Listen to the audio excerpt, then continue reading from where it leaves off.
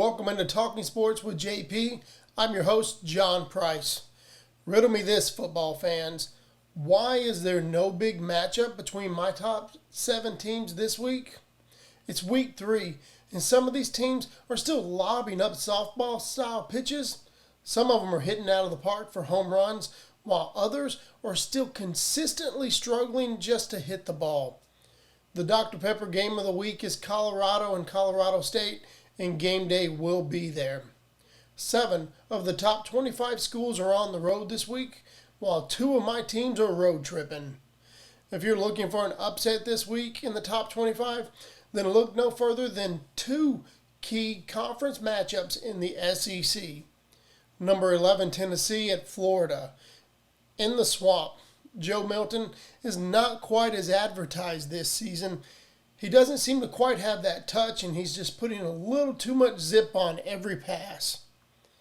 The QBR rating of 50.8 and his longest throw of 43 yards is just not what we thought we were going to see. I thought he was supposed to be able to, flick the wrist and hit somebody 80 yards down the field. We're just not seeing that. We got to go all the way back to 2003 for a Vols win in Gainesville. I don't expect that trend to end this weekend. The other matchup for me is number 14, LSU at Mississippi State. LSU has to have some mental toughness in this game. We've seen week 1 where they didn't have that on the road. Although it was a neutral site against Florida State, they were still on the road and they were struggling. Anytime there was an issue, there was finger pointing taking place. And for them to consistently have success, that has to get fixed. Now, let's go ahead and get into my top 7 this week. Here's my new top 4. Georgia still sits at 1. Michigan gets the bump back to 2. Florida State at 3. And Texas with a huge leap from the first 2 out to number 4 this week. With a lockdown on 5 through 7, SC stays at 5, Ohio State at 6, and Penn State at 7. First 2 out this week is going to be Notre Dame and Washington. The Dogs host South Carolina this week with a streak 19 in a row. I think that slow start will fall to the wayside despite a total of only 7 points in the first quarter all season. In 2019, the Gamecocks pulled off the upset between the hedges 20-17 in an overtime slugfest, handing Georgia their only home loss of the season. Georgia's defense will look to get after Spencer Rattler and fast, with safety Javon Bullard out with an ankle injury from a week ago. Week 1, South Carolina gave up 9 sacks, 10 through 2 games, and they've only gotten 3 passing touchdowns from Spencer Rattler and 5 total as a team. There should be no repeat of 2019. But if the O-line can protect Rattler and allow him to get out to a fast start, the Dogs could be in for their first challenge of the season. Michigan hosts Bowling Green. For a 3rd straight week, the Big Ten's top team plays a little guy. Staying healthy here is always a concern with games like this. We should see more backup play in this game, especially if the Wolverines expect to contend for a Big Ten and national title. This is the time for those guys to get some playing in case there's an injury now or later in the season. Stop me if you've heard this. The Falcons are overmatched in this game. J.J. McCarthy leads college football in completion percentage with 87.3% completed on the season. To top that off, they're giving up about 200 yards and 2 touchdowns in the air per game. Michigan has a 17 home game win streak, the longest since 2001 when it was at 21 in a row. The line is Michigan by 40. This week they cover and extend that home win streak. Florida State is on the road at Boston College. ACC play starts for the Seminoles as they travel to take on the Eagles. Week 1, the Noles had a 3-touchdown win over a top-ranked team, and they followed that up Week 2 with a 50-point blowout win. Is this the FSU of old? The Eagles are giving up 366 yards per game, 151 through the air, and 215 on the ground. Florida State is averaging 520-plus yards per game. I don't see BC keeping FSU out of the end zone since they're averaging 55.5 points per game. Florida State will leave 3-0 and continue a great start to the season. Texas hosts Wyoming.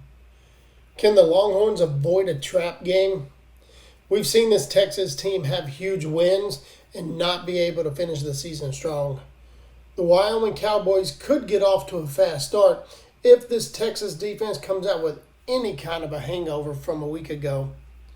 Key stat for the Cowboys, they are perfect in the red zone. 6 touchdowns and 1 field goal. Their only issue is getting into the red zone. So far on the season, through 2 games, they have 8 punts, 1 interception, and 3 fumbles, all lost. Has Quinn Ewers shaken the inconsistency bug? And will he be able to continue the long ball? Wyoming is giving up over 385 yards per game, 240 plus in the passing. We'll find out if that bug is gone for sure with Quinn, because he should be able to take advantage of this secondary. The Longhorns will keep riding the wind wave heading into Big 12 play next week. See what I did there?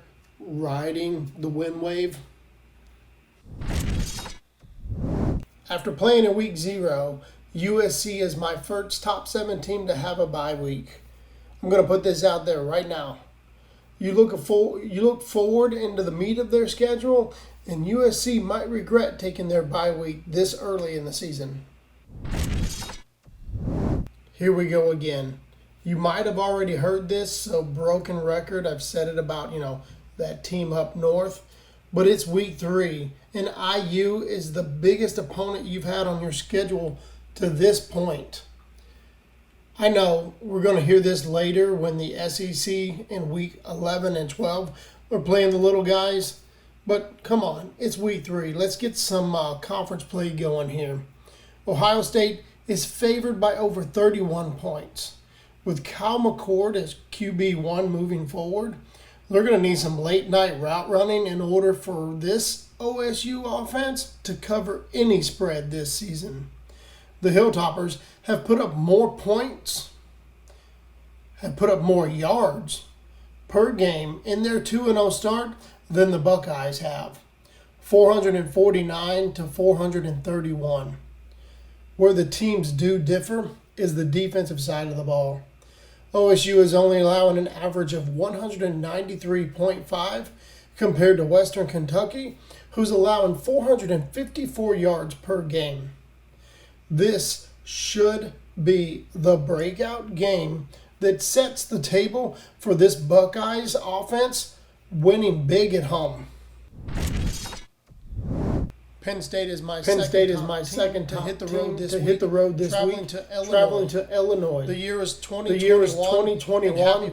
And Happy Valley was not so happy. After a 20 to 18 overtime game loss to Illinois. The OT rule has changed since, but I don't expect it to come into play in this game. Look for the run game to make the Nittany Lions go. Last week, Illinois gave up 262 yards and 2 touchdowns on the ground. Combine that with giving up 277 in the air and 2 touchdowns as well. Penn State should continue to light up the scoreboard. Look for the deep passing game from Drew Allen to soften up that front 7, opening up some lanes for the run game as we should go 3-0 for the third year in a row. Notre Dame is playing host to Central Michigan. The Irish are favored big at home over the Chippewas. I expect the offense to keep putting up big points, with their quarterback Sam Hartman leading the way. Currently, Hartman has a 90.3 QBR, He has 10 touchdowns and 1 on the ground. Central Michigan is allowing an average of 36.5 points per game. Look for Notre Dame to easily cover the 34.5 point spread on their way to being the first 4-0 team in the country. Washington is at Michigan State. The Huskies are a one-dimensional team. 944 passing yards and only 187 on the ground.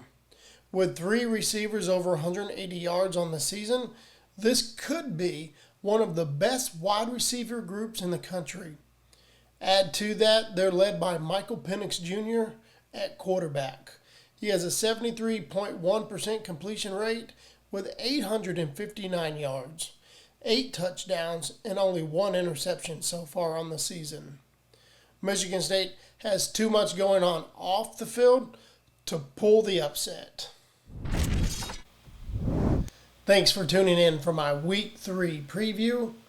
Come back early next week as I wrap up the weekend's actions.